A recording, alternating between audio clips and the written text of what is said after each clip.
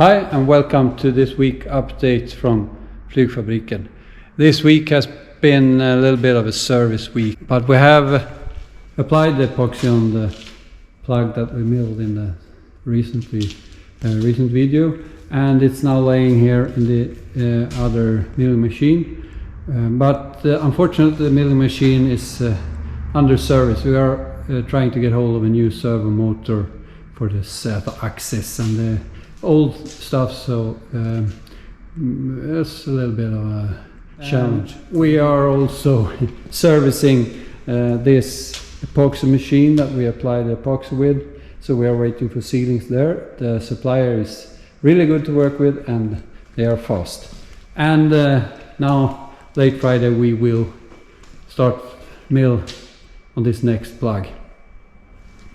So this is the right front lower part of the fuselage when it's ready.